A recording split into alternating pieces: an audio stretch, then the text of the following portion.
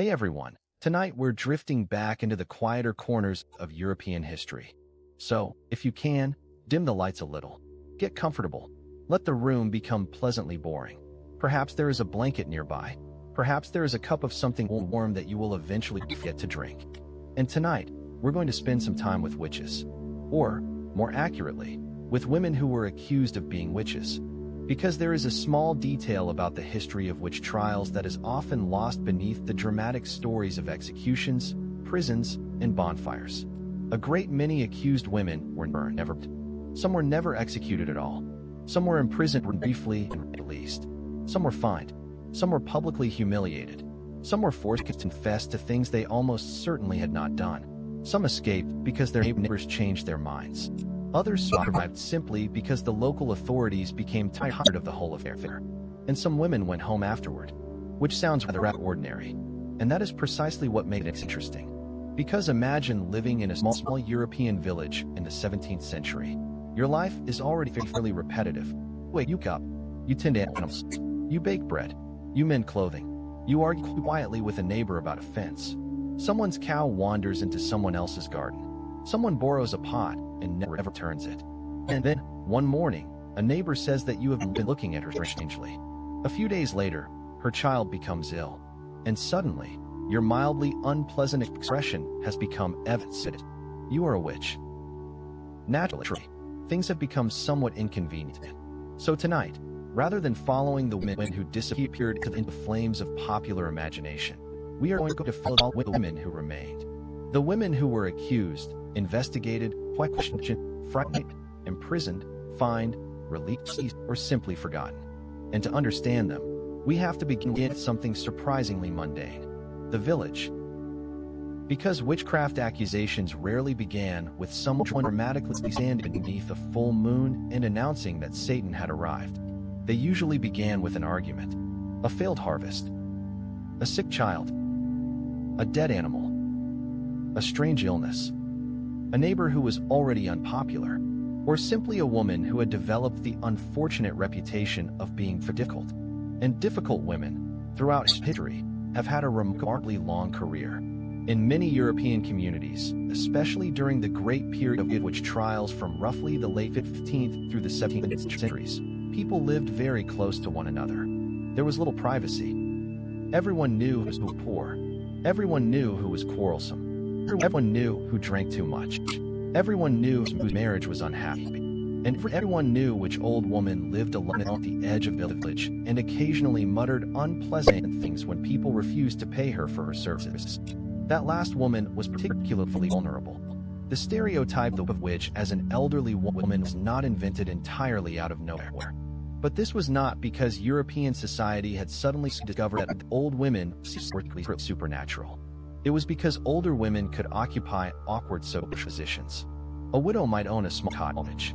She might survive by begging, brewing herbal remedies, midwifery, healing, or simply asking neighbors for food. She could also become involved in endless little disputes. Disputes are very useful when you need someone to blame.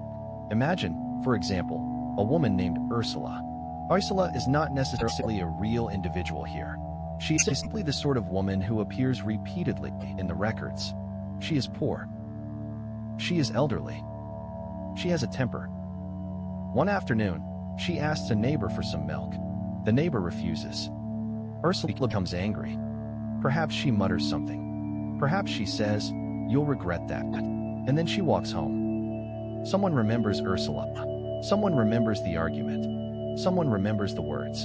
And suddenly, an ordinary insult has become a potential curse. The cow dies. Ursula becomes a suspect. And this is where the machinery of accusation began. But the machinery was not always automatic. That is important. There were courts. There were procedures. There were skeptical officials. There were judges who did not believe every accusation. There were communities where accusation went to nowhere. There were also places where witch trials became extremely tense. Europe was not one giant witch hunting machine. Different regions behaved very differently. England, Scotland, France, the German territories, Scandinavia, Switzerland, and parts of Italy and Spain all had their own legal traditions and patterns. Some places executed many accused people. Others executed relatively few. And some authorities actively tried to stop witch trials from becoming ridiculous, which, given the subject, is perhaps the closest thing we can find to bureaucratic common sense. The first thing that often happened to an accused woman was not execution. It was questioning. She might be summoned before a local official. She might be asked whether she had cursed someone. She might be questioned about strange meetings. She might be asked whether she had made a pact with the devil. And here the story begins to become complicated, because the answers depended heavily on circumstances. Some women denied everything. Others admitted to things that sound strange to us. Some claimed they had healed people. Some admitted to using charms. Some said they had encountered spirits. Some repeated stories they had heard from other people. And some eventually confessed to almost anything the interrogators wanted to hear. Not necessarily because they were guilty, because interrogation is a remarkably effective way of making simple things. Especially when the accused person is poor. Especially when she is isolated. Especially when she does not understand the legal system. And especially when she believes the authorities have already decided she is guilty. In many places, imprisonment itself could be frightening enough. The accused woman might be kept in a small cell. She might be denied ordinary comforts. She might have little food. She might be separated from her family, and she might not know whether she would ever return home. The popular image of witch trials often focuses on final punishment. But for the accused, the uncertainty could be just as terrible. Would she be released? Would she be fined? Would she be tortured? Would she be executed? Would her children be left without her? Would her neighbors still speak to her afterward? These questions were far more immediate than anything involving broomsticks. And then there was the question of reputation. Because even when an accused woman survived legally, she might not survive socially. Suppose the court eventually decides that there is insufficient evidence. Perhaps the charges are dismissed. Perhaps she is released with a warning. Perhaps she pays a fine. She walks home. The door opens. Her family is there. She has survived. But the village remembers. The accusation itself could remain attached to her name. And this was particularly dangerous in communities where everyone knew everyone else. A woman could be innocent in the eyes of the court and still suspicious in the eyes of her neighbors. There was no simple reset button. No convenient little notice saying, "Witchcraft allegations. Case closed. Please resume normal neighborly relations." History was rarely that considerate. One of the most interesting aspects of these cases is how often accusations grew from ordinary social conflict. People accused neighbors with whom they had already quarreled. They accused women who had asked for food. They accused healers after unsuccessful treatments. They accused women who had threatened someone during an argument. And sometimes, accusations emerged after someone had died. A child becomes sick. A woman remembers that the elderly neighbor had been angry with the family. The child dies. The neighbor is blamed. It is a grim form of emotional mathematics. Something terrible happened. Someone must have caused it. That person had been angry with us. Therefore, she caused it. And once suspicion begins, every ordinary event can become evidence. A chicken dies. The witch did it. A baby develops a fever. The witch did it. Milk turns sour. The witch did it. A man has a headache. Well, you can probably guess. The witch did it. It was an extraordinarily convenient explanation, and it had one unfortunate feature. It was almost impossible to disprove. If the accused woman denied the charge, that could be interpreted as lying. If she became angry, that could be interpreted as guilt. If she cried, she was pretending. If she remained calm, she was unnaturally calm. If she knew nothing about the supposed event, she was hiding something. There was, in other words, a trap. And yet many women did escape.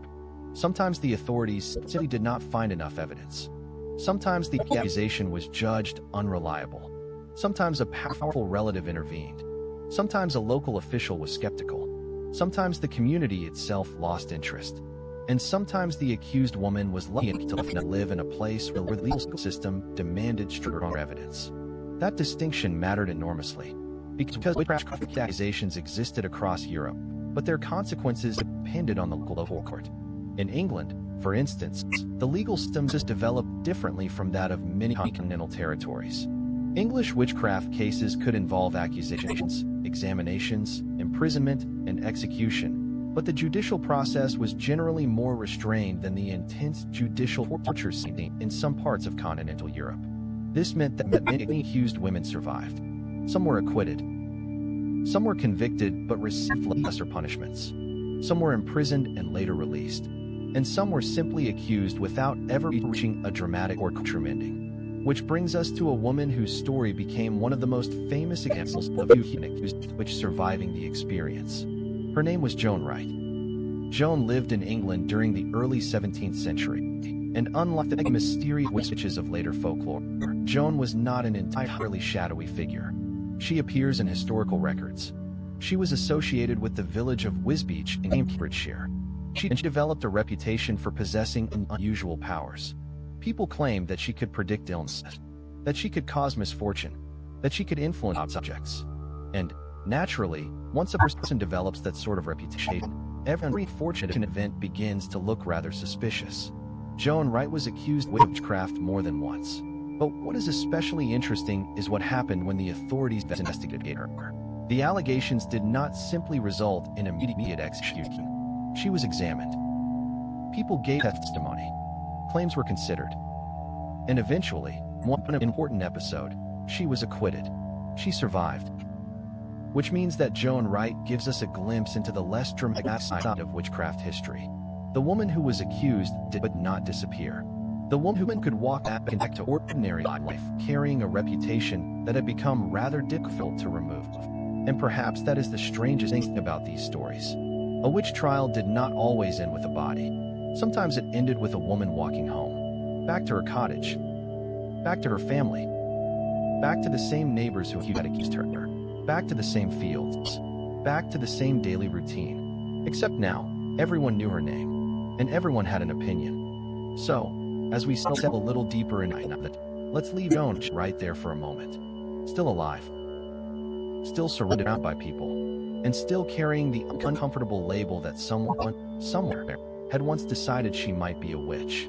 Because the women who survive these accusations have their own history, and their stories become even stranger when we drift into the courts of Scotland, Germany, France, and the small villages where one accusation could quietly turn into several.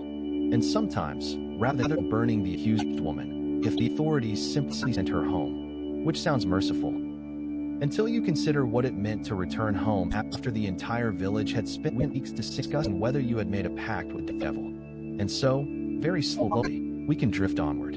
By the time we return to our story, the night has become a little quieter. The village is still there. The fields are still there. The church bell has stopped ringing. And somewhere in a small house, a woman who has recently been accused of witchcraft is trying to return to ordinary life. Which is not particularly easy. Because being acquitted of witchcraft did not necessarily mean that everyone suddenly believed you were innocent. It simply meant that the court had not condemned you. And those are two very different things. A court might say there was insufficient evidence. A neighbor might say, privately, that everyone knew what you had done. And the neighbor would probably continue saying for the next 20 years. This is one of the quieter tragedies of witchcraft accusations. The legal process could end. The social process often did not. A woman might return home after imprisonment and discover that other people were still reluctant to speak with her. Children might be warned not to visit her house. Other families might refuse to buy her goods. If she had worked as a healer, people might stop asking for her services.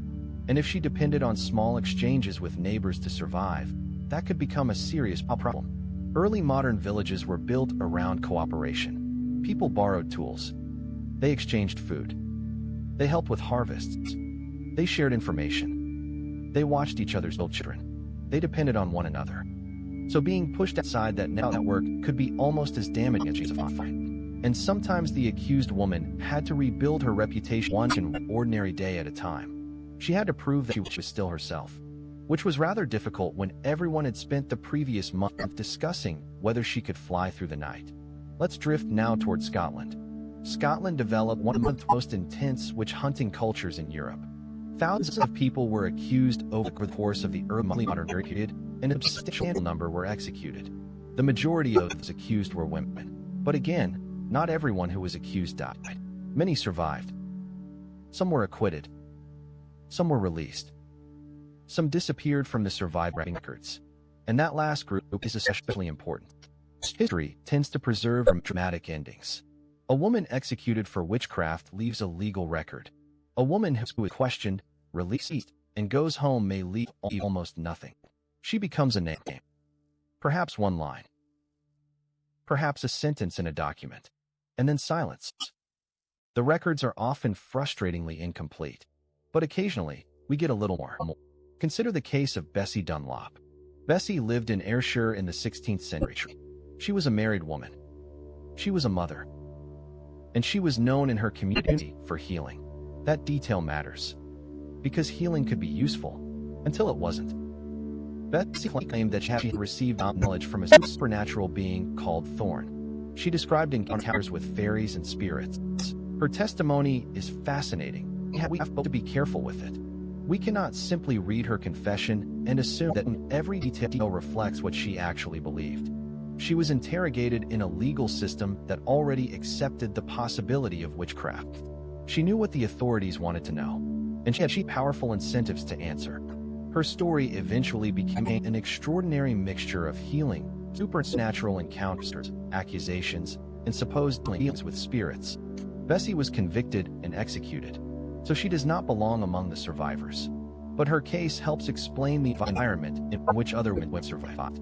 A woman who was known as a healer could suddenly become suspicious. And once she became suspicious, her previous activities could be reinterpreted.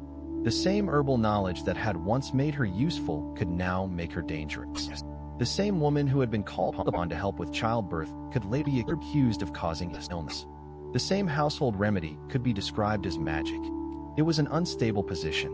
Widows, healers, midwives, women without husbands, women who argued with their neighbors, women who were poor, women who were simply disliked, and occasionally, women who were wealthy enough to become convenient targets.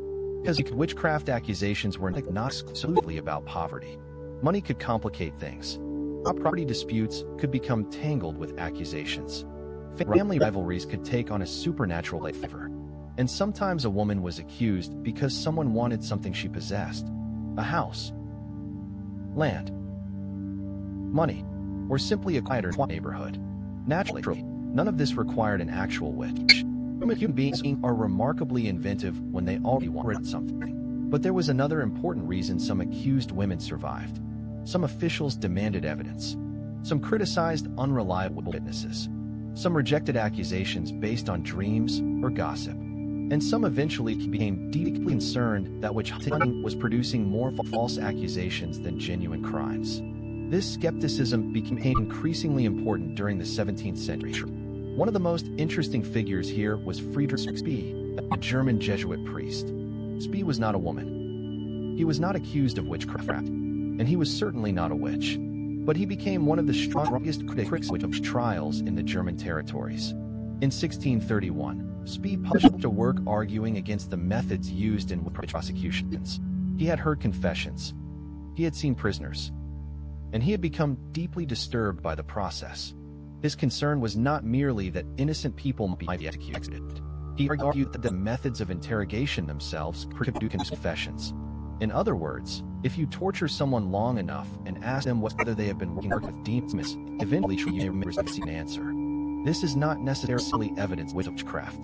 It may simply be evidence that human beings would quite like the unpleasant experience to stop. Spee's criticism was important because it exposed a fundamental problem. If authorities expected witches to confess, and if the accused were pressured until they confessed, then the confession could become self-confirming. The authorities believed they had found a witch. They interrogated her. She confessed. The confession proved she was a witch. The case was therefore solved. Everyone could go home, except the woman, and possibly several people she had named during the interrogation. Because once infection appeared, it could lead to other accusations. This was how witch hunts sometimes expanded. One woman named another. The second woman named a third. The third named several more. Soon the village had acquired a surprising number of witches, which was perhaps a little suspicious. But rather than stopping, The authorities could interpret the growing number of accusations as proof that they had uncovered a major conspiracy. The more people were accused, the more witches there seemed to be. And the more witches there seemed to be, the more justified the investigation appeared. It was a wonderfully circular system. Now imagine surviving such a process. Perhaps you were accused. Perhaps you were imprisoned. Perhaps someone claimed you had cursed their child. Then another person accused you. Then a third. Eventually, the magistrate decides the evidence is not strong enough. You are released. You walk outside. The sun is shining. The market is open. People are buying vegetables. Someone is arguing about the price of eggs. And you are expected to resume normal life. There is something almost surreal about that. Because for weeks, perhaps months, your entire existence has been reduced to one question. Are you a witch? And now suddenly the court has decided that there is no reason to keep asking. So you go home. You cook. You clean. You tend the animals. You try not to look too closely at the boy teaching you. Perhaps, eventually, life becomes ordinary again. But sometimes it did not.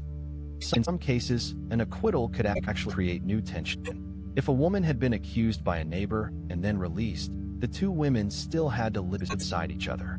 There was no relocation service, no witness protection, no friendly government employee arriving with a suitcase and saying, "We've arranged a charming cottage several counties away." You remain where you were. The same village, the same road, the same well, the same church, and the same person who had accused you. This is particularly easy to overlook because historical records often preserve accusations better than aftermaths. We know that someone was arrested. We know that someone was examined. We know that someone was released. But what happened on the following Monday? We usually do not know. Perhaps she was welcomed home. Perhaps her family embraced her. Perhaps nobody mentioned it again. Or perhaps the accusation became a permanent scar. We can only reconstruct parts of the picture. And that uncertainty gives the survivors a strange quality. They emerge from the documents briefly. A name. A charge. A hearing. A verdict. Then nothing. But behind that silence was a human life. Someone had to eat dinner that evening. Someone had to sleep. Someone had to wake up the next morning. Someone had to milk the cow. Someone had to sweep the floor. History can be strangely bad at recording these things. It loves kings. It loves battles. It loves executions. It is less interested in whether the accused woman had enough firewood for the winter, which is unfortunate, because that was probably more important to her. Let us drift now toward England again. English witchcraft cases often involved accusations that were rooted in local relationships. One famous group of cases occurred in the Essex village of Manningtree in 1645. This was during a period of political and social instability. And at the center of the accusations was a woman named Elizabeth Clark. Elizabeth was poor. She was elderly. She lived alone. And she had already acquired a reputation for witchcraft.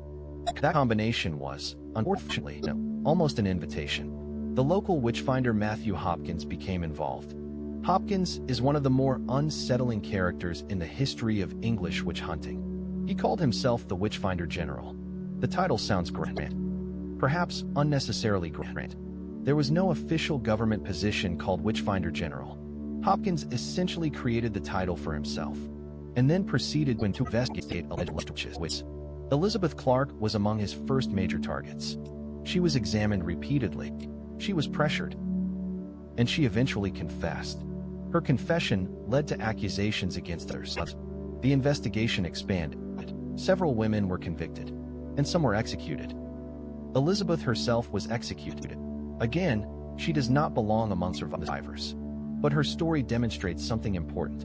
A witch hunt could begin with one vulnerable woman and grow outward. And this meant that survival could sometimes depend on whether the authorities managed to stop the process. Fortunately, Hopkins' career did not last forever. His activities became controversial. His methods were questioned. People began to challenge him. And eventually, the witch hunting frenzy in England faded.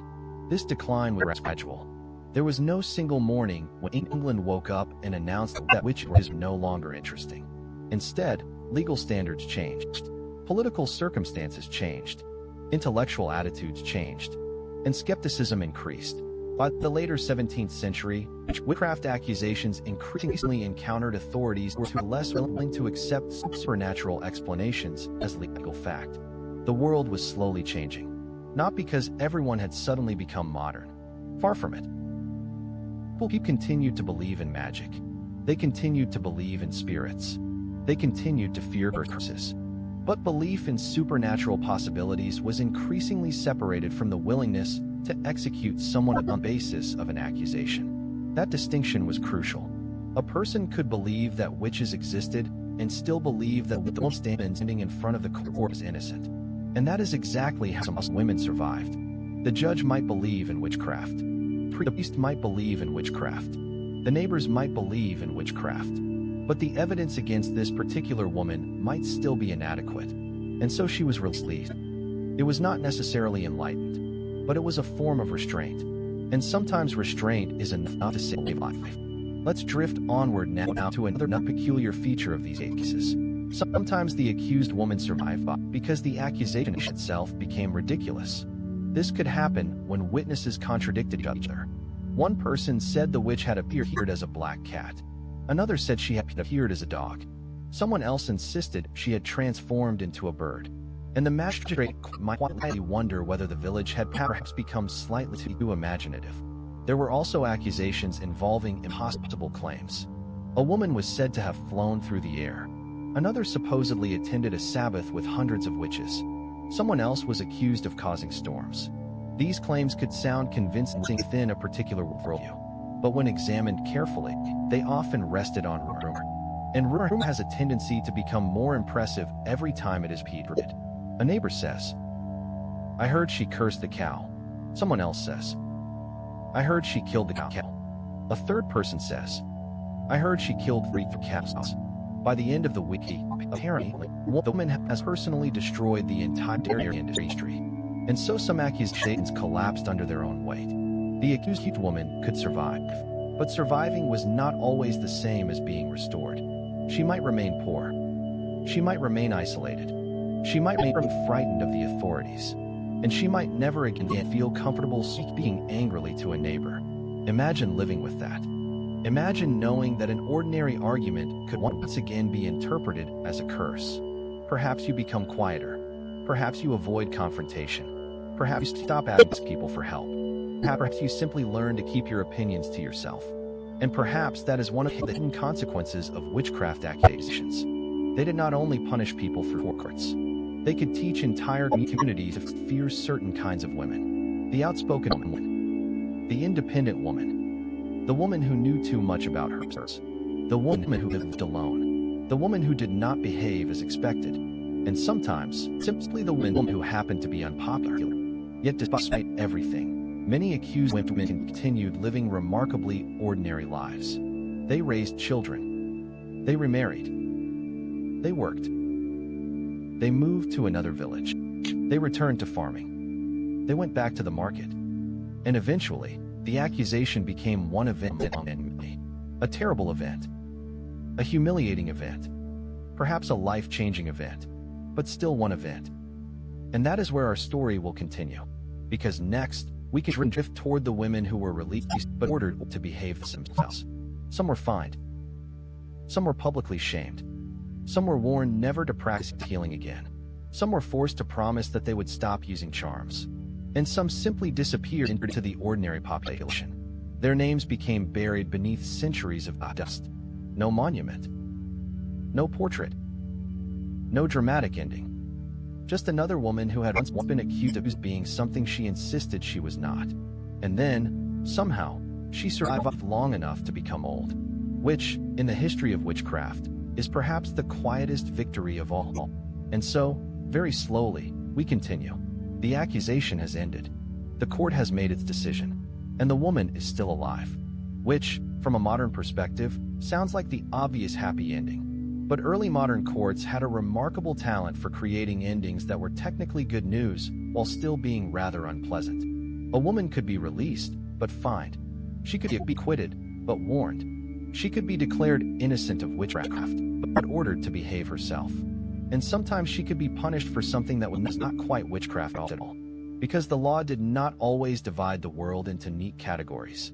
There was a great gray area between being a perfectly respectable woman and being an agent of Satan. Women could spend a great deal of time standing somewhere in the middle. Perhaps she had used a charm. Perhaps she had threatened a neighbor. Perhaps she had practiced folk healing. Perhaps she had told fortunes. Perhaps she had simply behaved badly. The court might decide that she was not technically a witch, but it might still decide that she had been troublesome. And troublesome people were rarely sent home with a bouquet of flowers. Sometimes there was a fine. For a poor woman, a fine could be serious. A few coins might not sound like much today, but if you lived on irregular work, seasonal labor, sales, or charity, even a modest financial penalty could be painful. You might have to sell an animal. You might have to borrow money. You might have to ask relatives for help, or you might simply become poorer. And poverty itself could make you more vulnerable to future accusations. This was one of the cruel little circles surrounding witchcraft accusations. A woman was suspected because she was poor. The accusation made her poorer.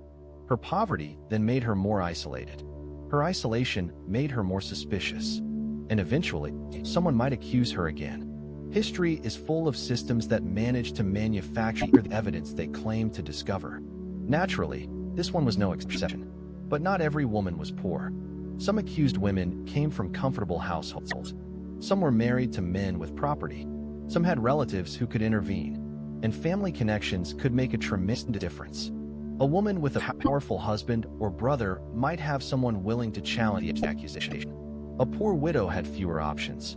This is one reason social position mattered so much. The same accusation could produce very different outcomes depending on who was standing behind the accused. A wealthy family might hire lawyers.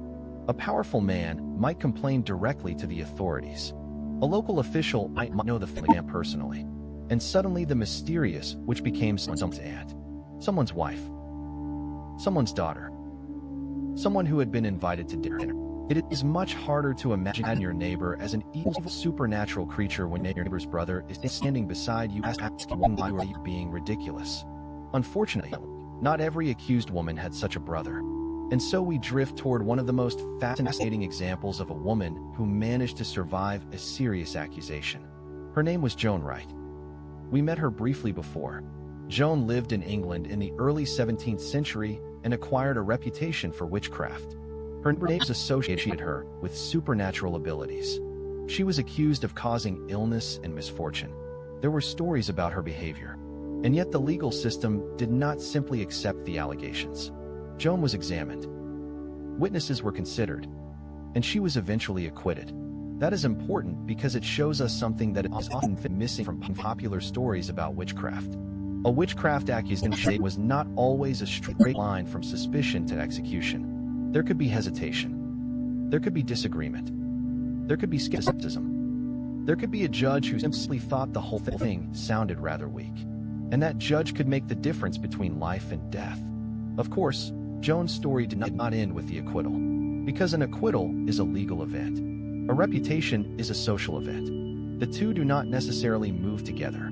If a woman had been accused by 5 neighbors, those neighbors did not suddenly become her friends because the court had failed to convict her. She still had to see them. Perhaps at church. Perhaps at the market. Perhaps while carrying water. Perhaps while buying flour. And everyone knew. This is where the history becomes almost painfully ordinary. The woman goes home. She closes the door. She prepares supper. She hears voices outside. People are talking. Maybe they are talking about her. Maybe they are not. She cannot know. And that uncertainty could become part of daily life. The surviving records rarely tell us what these women felt. They do not say whether they cried at night. They do not say whether they were angry. They do not say whether they hated the people who accused them. Sometimes we get hints. A woman might complain about false accusations. She might accuse a neighbor of lying. She might refuse to speak to someone. She might leave the village. But often we simply do not know. And perhaps that is for the best in one small sense. Because it forces us to remember that these were not characters in a supernatural story. They were people. And people rarely respond to catastrophe in neat, dramatic ways. Sometimes they simply keep going. Now, one of the strangest things about surviving a witchcraft accusation was that the woman might still believe in magic. This is important. It is tempting to imagine two groups. On one side, modern-minded skeptics. On the other, frightened villagers who believed in everything. Reality was much messier. A woman could believe that curses existed and still insist that she was not a witch. She could believe in spirits. She could use a protective charm. She could know herbs. She could believe that another person had harmed her through supernatural means. And yet she could also reject the accusation against herself. There was no contradiction in the minds of many people. The accusation was not necessarily, "Do you believe magic exists?" It was, "Did you personally use forbidden magic against this person?" Those are very different questions. A society can believe in supernatural forces without believing that every unfortunate neighbor is secretly controlling them. This distinction becomes clearer when we look at folk healing. Women often possessed practical knowledge about plants, childbirth, wounds, fevers, and common illnesses. Much of this knowledge was passed through families. A grandmother taught a daughter. A mother taught her children. A local healer learned from experience. Some treatments worked. Many did not. And when something went wrong, the healer could be blamed. Imagine being the person everyone comes to when a child has a fever. You prepare a remedy. The child improves. Everyone is grateful. A year later, another child becomes sick. You prepare the same remedy. The child dies.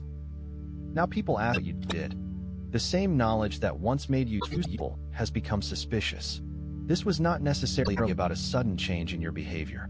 It was about the outcome. And people are often very bad at accepting outcomes that have no clear explanation. The child died. The family needs a reason. The healer is nearby. The healer becomes the reason. This is one reason women who practiced healing could become vulnerable. But it is also why many survived. A healer might have supporters. If several families had benefited from her knowledge, they might defend her.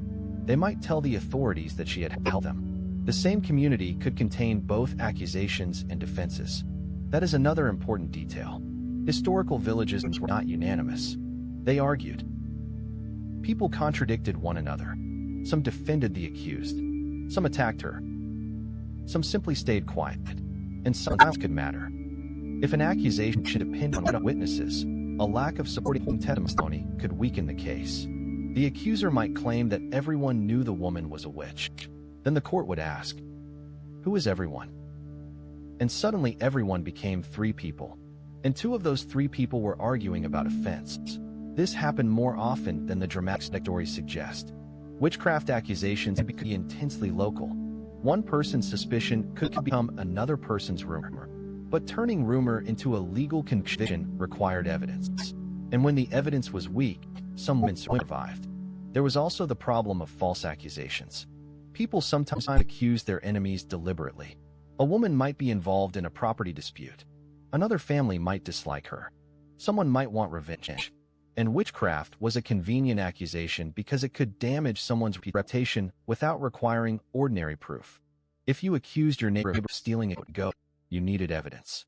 If you accused your neighbor of witchcraft, you could point toward the goat and say, "It died after she looked at it." The burden of proof could become strangely flexible. And sometimes courts recognized this. Authorities occasionally punished false accusers. Not always. But sometimes. Which meant that making an accusation could itself be risky. This gave some women protection. If a local judge was careful, an accusation could collapse. If the judge was reckless, it could spread. And this helps explain why witch trials vary so dramatically from place to place. The personality of one magistrate could matter. The attitude of one bishop could matter. The policies of one prince could matter.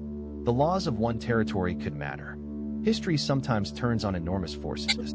And sometimes it turns on whether one middle-aged official had a headache on Tuesday. Now let us drift toward one of the more unforgettable parts of the story. Public humiliation. A woman might be forced to stand before the community. She might be reprimanded. She might be required to apologize. She might be ordered to pay damages. She might be warned against repeating her behavior. And sometimes she might be subjected to a public punishment. The purpose was not necessarily to kill her. It was to restore order. The authorities wanted everyone to know that the matter had been settled. The woman had been investigated. The woman had been punished. The community could move on. But the woman had to live with the memory. Imagine standing in front of people who had accused you. Imagine being told that you had behaved improperly. Imagine seeing neighbors watching.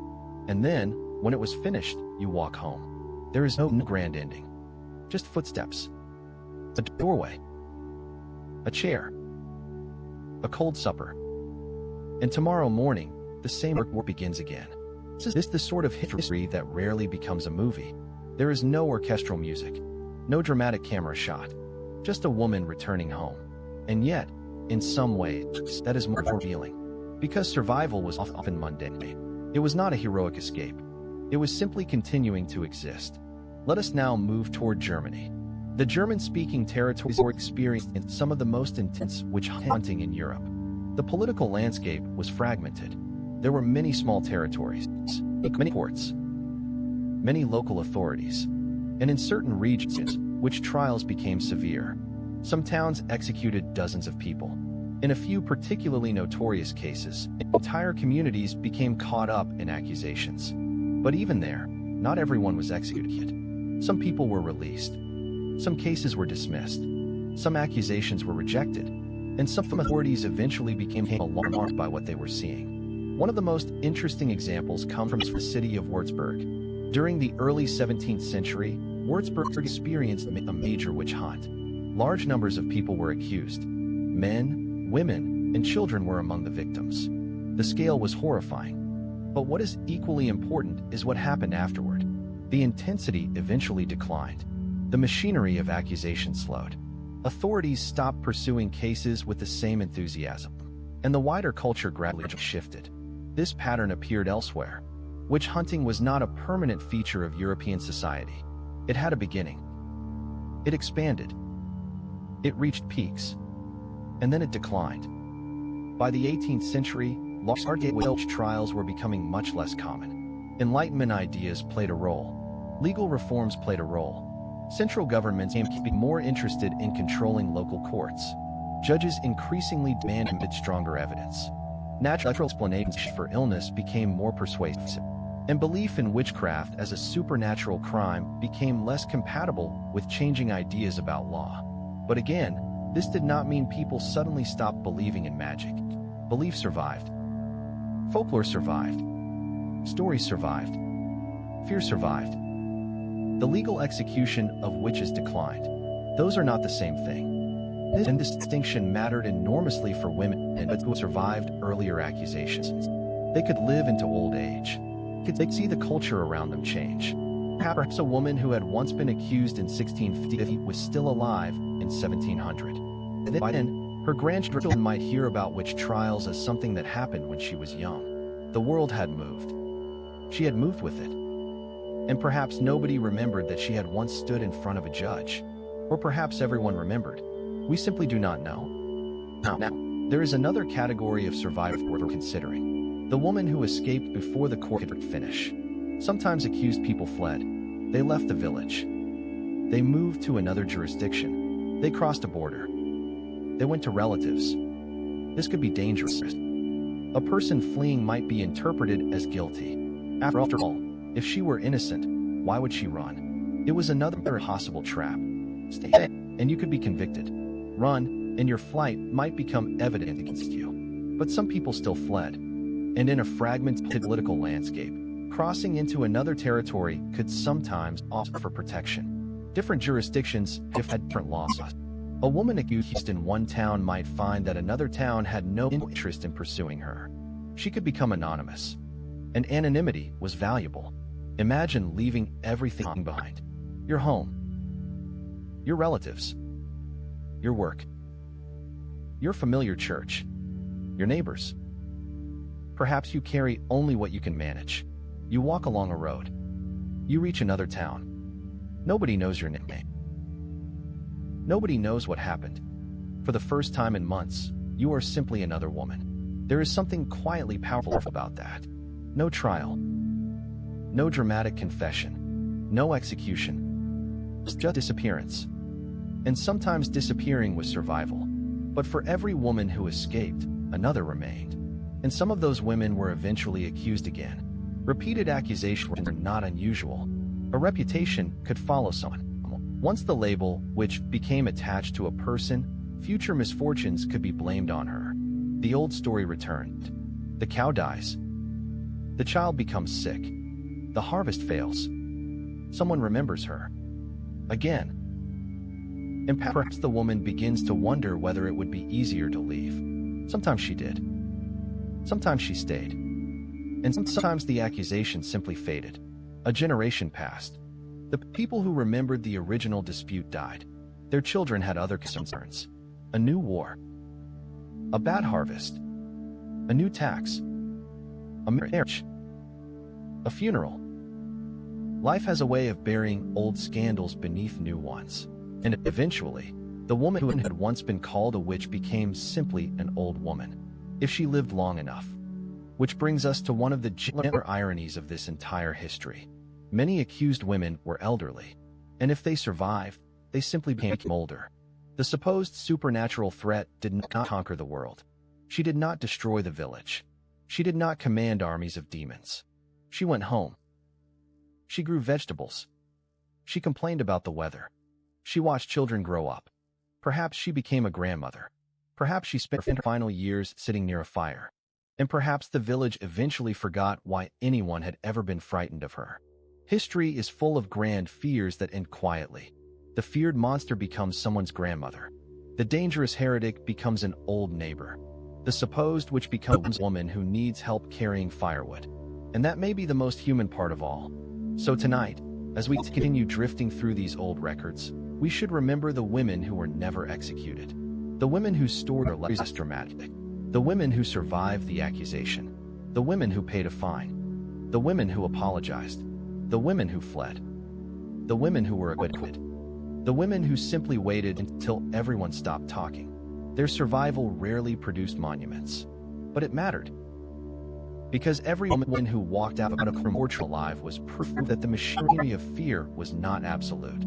Sometimes the accusation failed. Sometimes the judge hesitated. Sometimes a witness was exposed as unreliable. Sometimes a powerful relative intervened. Sometimes the authorities simply decided that enough was enough. And sometimes, perhaps, someone looked at the accused woman and thought, "This is just an old woman. This is just my neighbor. This is just a frightened human being." And perhaps that small moment of doubt was enough. Let's leave the village there for tonight. The houses are dark. The fields are quiet. The court has emptied. The accused woman is home. Tomorrow, she will wake up and begin again. And somewhere, years later, an archivist will find a single line in an old document. Her name. Her accusation. Her acquittal. And perhaps the final words. Released. A tiny word. But sometimes, in history, tiny words carry an entire life. And now, very slowly, we come to the end of our journey. The village is quiet. The courtroom is empty. The old accusation has begun to fade into the distance. And somewhere, centuries ago, a woman who was once called a witch is simply sleeping. No one is watching her. No one is questioning her. No one is asking what she did with the devil. For the moment, she is just asleep, which is perhaps the most ordinary ending imaginable. And after everything she has been through, ordinary is probably exactly what she wanted. We began this journey with a simple question. What happened to the women who were accused of witchcraft but never burned? And the answer, in many cases, is surprisingly unremarkable. They went home. They went back to their families. They returned to their work. They continued farming. They continued trading. They continued healing. They continued arguing with their neighbors. They grew older. They watched children become adults. They attended funerals. They went to church. They worried about money. They complained about the weather. In other words, they continued doing the same things that everyone else was doing. History simply did not bother recording most of it. That is one of the strange problems with studying ordinary people from the past. We tend to meet them only when something goes wrong. A court case. A murder. A scandal. A war. A tax dispute. A witchcraft accusation.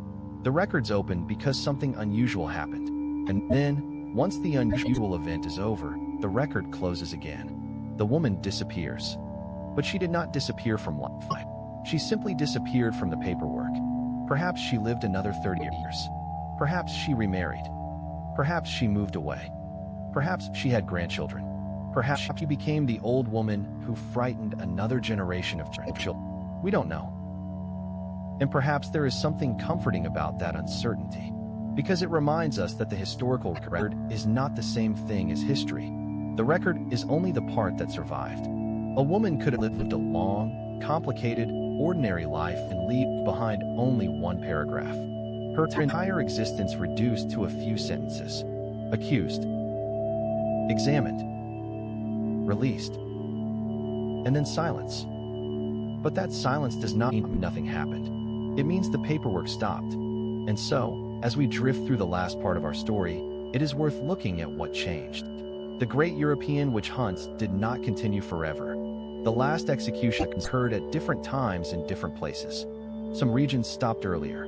Others continued later. But gradually, the legal appetite for witch trials declined. Courts became more cautious. Judges demanded better evidence. Governments became more interested in controlling local justice. Ideas about medicine changed. Ideas about nature changed. And the supernatural explanation for ordinary misfortune gradually lost some of its legal power. The old woman next door could still be strange. She could still be unpopular. She'd still know a suspicious amount about herbs. She could still wonder when someone walked past her house. But increasingly, those things were not enough to send her to the gallows, which is, admittedly, a fairly reasonable improvement. By the 18th century, the educated Europeans increasingly questioned whether witchcraft could be proved in court. Some people mocked the old trials. Others criticized the methods used by judges. Some considered witchcraft beliefs backward. And governments became increasingly embarrassed by the spectacle of local courts executing people over supernatural accusations. The world was changing. But slowly. Very slowly. People did not wake up one morning and stop believing in magic. Folklore remained. Curses remained. Superstitions remained. People still carried charms. People still feared the evil eye. People still told stories about strange, old women living at the edge of villages. The difference was that the state became less willing to kill them for it. And that distinction is enormous. Because belief can survive without a courtroom. Fear can survive without a prison. A rumor can survive without a judge. But execution requires institutions. It requires officials. It requires laws. It requires people willing to sign documents. And eventually, fewer people were willing to do that. The machinery began to slow. Then it stopped. And women who survived earlier accusations became part of a world in transition. Most of them would have lived long enough to see the old beliefs mocked. Perhaps they were surprised. Perhaps they were relieved. Perhaps they simply thought younger people had become foolish. Older generations have always had this opinion. A woman who had once been terrified of a witchcraft investigation might later hear someone laughing about witch trials. And perhaps she would think, "You have no idea. You weren't there. You didn't sit in that room. You didn't hear them asking questions. You didn't wonder whether you would come home." That memory could remain, even though the rest of society moved on. And this brings us to one of the most important lessons from the history of witchcraft accusations. Fear does not always disappear when the danger disappears. A person can be released and still be afraid. A woman can be acquitted and still be suspicious of authority. A community can stop hunting witches and still remember which woman they once called one. Trauma, in other words, does not always obey the calendar. There is another lesson. Human beings are very good at turning uncertainty into stories. Some get sick. We want a reason. The harvest fails. We want a reason. A child dies. We desperately want a reason. And when no natural explanation is available, we may create one. For centuries, supernatural explanations provided answers. They were not always irrational within the worldview of the people using them. People had limited medical knowledge. They had little understanding of affection. They did not know about microorganisms. They did not understand genetics. They could not explain many diseases. Infant mortality was high. Animals died frequently. Crops failed. Weather could destroy entire communities. Life was fragile. And fragile lives create anxious minds. So when something terrible happened, people looked for someone responsible. Sometimes they blamed themselves. Sometimes they blamed God. Sometimes they blamed fate. And sometimes they blamed the woman next door. The woman who had been angry last Tuesday. The woman who had refused to let him flower. The woman who knew how to treat precious. The woman who lived alone. The woman who looked different. The woman who was simply unfortunate enough to be nearby. And once that accusation existed, it could become incredibly powerful. Because communities are social creatures. We look to other people for confirmation. One person says, "I think she cursed my child." Another person says, "I thought so too."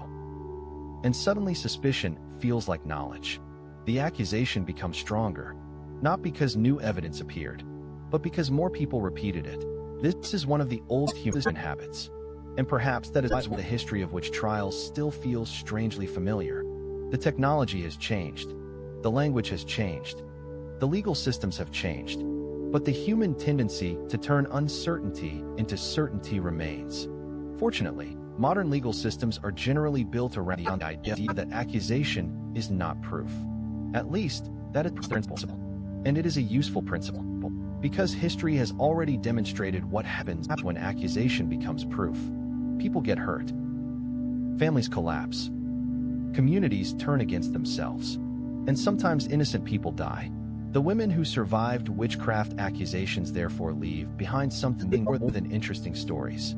They remind us that history is full of people who came dangerously close to being destroyed by stories told about them. And yet, they survived. Some survived because judges were skeptical. Some because witnesses contradicted one another. Some because relatives defended them. Some because political circumstances changed. Some because they escaped. Some because the authorities simply decided not to continue. And some, perhaps, because nobody could prove anything. They were ordinary women who became extraordinary suspects. Then, eventually, they became ordinary again. There is something almost poetic about that. The woman who was accused of controlling the weather still had to sweep her floor. The woman accused of cursing livestock still needed to buy bread. The woman accused of meeting demons still had laundry. History has a wonderful way of making supernatural accusations collide with household chores. And perhaps that is exactly how we should remember these women. Not as mystical figures, not as cartoon villains, not as helpless symbols, but as people. Some were difficult. Some were kind. Some were bitter. Some were generous. Some believed strongly in magic. Some probably did not. Some were innocent. Some may genuinely have practiced forms of magic or folk healing. But even when people engaged in practices that their society considered suspicious, that did not automatically make those most extreme accusations true. Human behavior is rarely that simple. And the women themselves were rarely simple. They were daughters, mothers, wives, widows, healers, farmers, servants, merchants, neighbors, and occasionally, very unfortunate neighbors. Their lives existed long before the accusation, and, for those who survived, continued long afterward. So perhaps we can imagine one final scene. It is late. The village is quiet. The woman has gone home. The accusations are finished. Maybe there is still tension with the neighbors. Maybe she is still angry. Maybe she is still frightened. But she is alive. She lights a candle. She prepares something simple to eat. She sits down. Outside, the wind moves through the fields. There are no demons. No magical storms. No mysterious black cats watching from rooftops. Just the ordinary sounds of night. And perhaps she finally sleeps. Years pass. The people who accused her grow old. Some die. Their children inherit their houses. New families arrive. The old argument becomes a story. Then the story becomes a rumor. Then the rumor becomes almost nothing. A century passes. Another century. And eventually, an historian finds her name in a dusty document. A few lines. A few accusations. A verdict. Perhaps the final word is simply released. And that word tells us almost nothing about the rest of her life. But we know one thing. She lived long enough to walk out. And sometimes, that is the ending worth remembering. Not the flames. Not the gallows. Not the dramatic stories. But the quiet door opening. The woman stepping outside. The road home. The next morning. And life continuing.